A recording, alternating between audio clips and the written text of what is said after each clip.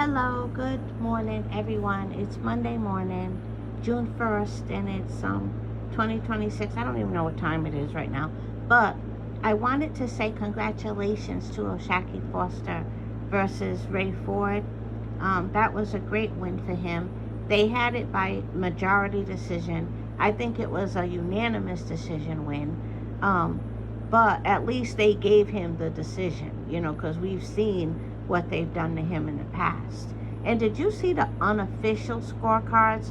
Thank God they were unofficial. Going into the eighth round, they had Ford up by 1 round. They had 67-66. I was like, where? I didn't have that score, but those were unofficial, so we don't have to harp on that. Oshaki did win by majority decision. Again, I thought it was a unanimous decision win. Um, in the beginning rounds, he was moving a lot, so I had thought he felt something from Ford that I thought might have come back to haunt him in the fight. But if he did feel something from Ford, he adjusted well, if that even happened. But he ended up definitely dominating the later rounds. And in the 11th round, he had Ford hurt real bad. But Ford, recovered.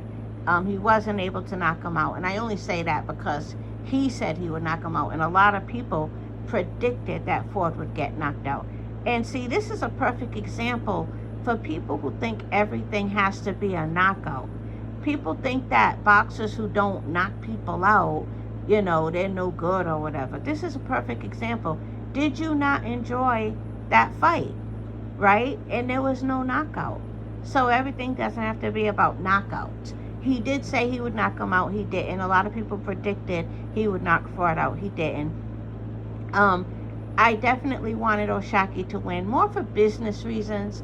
I wanted him to fight Shakur Stevenson, and I knew it wouldn't be as good a fight setup if he didn't win. So he definitely won, and the only time the real Ford fan in me came out was in the 11th round. I saw that Ford was hurt, and I did kind of panic a little because I didn't want, as a fan of him also, I didn't want him to get knocked out. So I was happy he survived that round. But he did get his ass beat bad when he got hurt in that round.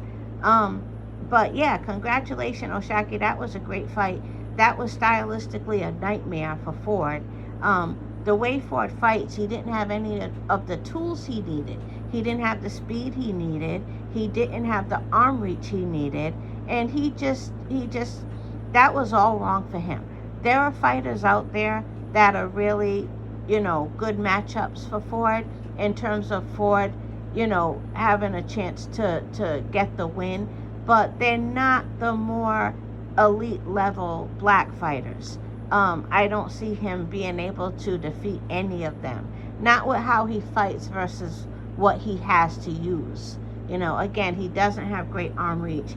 He's slow to me. He swings wide. Some of those things he was doing, I mean, come on, Ford, really? Oshaki saw that 15 minutes ago at 7-Eleven. You can't be serious, But again, there are people out there who Ford would definitely dominate.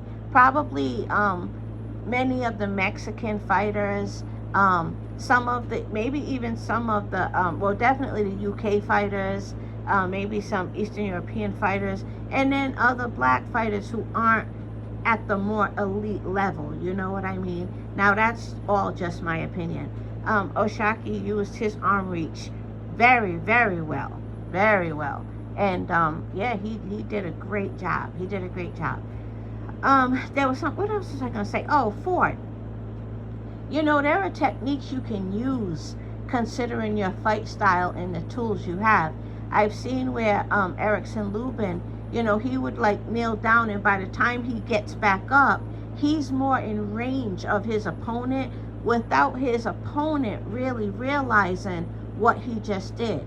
There are certain things, I'm sure you know about them, but they definitely would suit you in a match, because you struggled to get in range, even though you were swinging for the gods. You were headhunting a few times, which hey, ain't nothing wrong with that. At least you were trying. It's not like you headhunted the whole fight, so that's good. But yeah, there are techniques you could use to, get more in range without it being so obvious you're trying to get more in range. I mean, the more elite fighters would peep it immediately, but there are fighters who might not peep it as well. So, with that being said, in my opinion, unfortunately, I don't see Ford beating any of the elite fighters. I'm sorry, I just don't. He could prove me wrong, and I would actually like for him to prove me wrong because I like Ford. But yeah, congratulations, Oshakie Foster. That was a great win. He called out Tank from what I hear, and he called out. I'll get to Shakur in a minute. He called out Tank from what I hear, and he called out Lamont Roach from what I hear. We'll start with Tank because Tank ain't gonna fight him no way. If Tank were to fight him, you guys, I actually would have Tank stopping him, but I could be wrong. But I have Tank stopping him. I have Tank, maybe getting even a little frustrated at first because Tank likes to bait you in. He likes to be the one that you're chasing and then he catches you. But Oshakie wouldn't fall for that. So I have Tank getting slightly frustrated by Oshakie, but then I have Tank taking more chances because he knows he got to get inside, and I have Tank stopping him. That's just my opinion. That's very brief, a very brief description.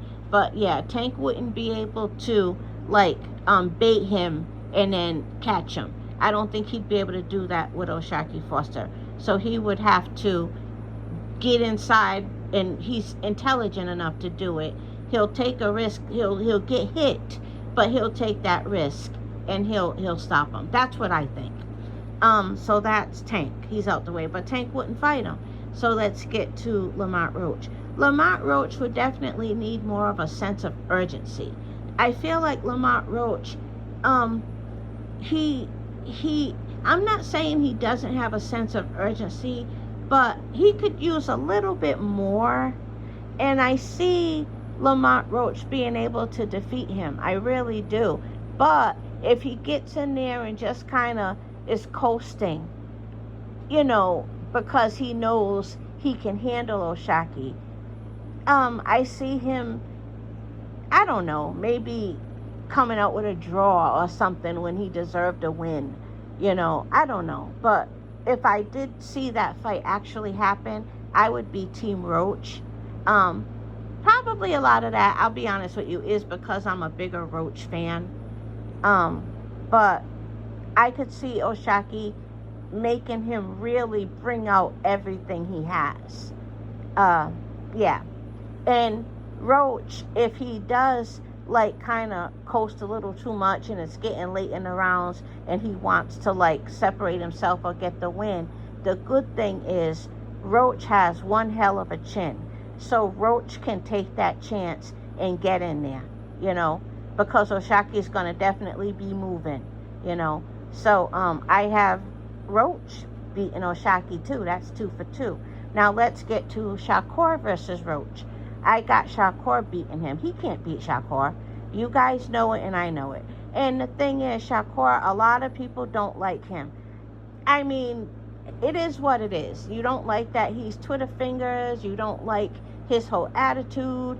You don't like a lot of things about Shakur, and that's fine. But at the end of the day, who you picking to win? Who you picking to win? And how much money are you willing to put on it?